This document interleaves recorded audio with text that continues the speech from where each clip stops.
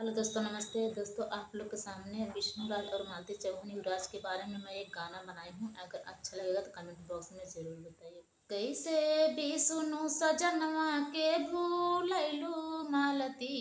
कैसे भी सुनो सजनवा के भूलैलू मालती, कैसे यारा जुन से सदियारा चैलू मालती, कैसे यारा जुन से सदियारा चैलू मालती, कैसे विष्णु बिहौता के भूलैलू मालती, कैसे विष्णु बिहौता के भूलैलू मालती, कैसे यारा जुन से सदियारा चैलू मालती, कैसे यारा जुन से सदियारा चैलू मालती। बाधलू कलाई बीच यार जुन के रखिया,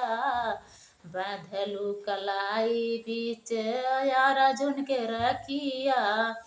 कैसे के शादी यारा चैलू मालती, कैसे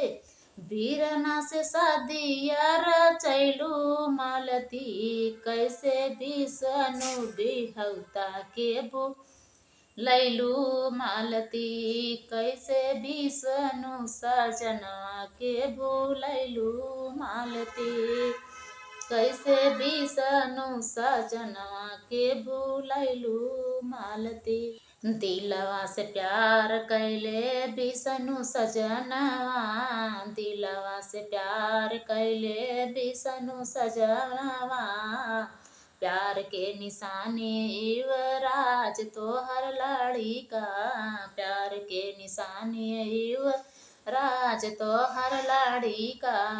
काहे के तू जानवा गवायु मालती, काहे के तू जानवा गवायु मालती,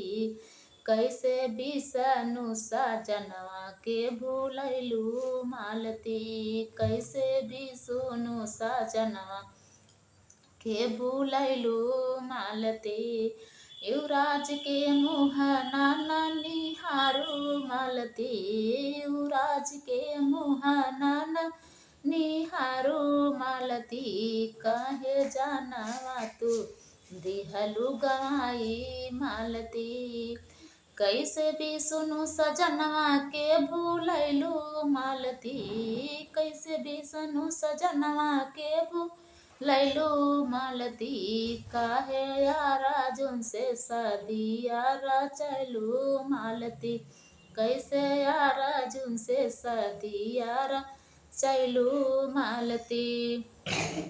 अर्जुन से शादिया नार चाहे हो तु मालती, काहे के दिन आई आवताई मालती,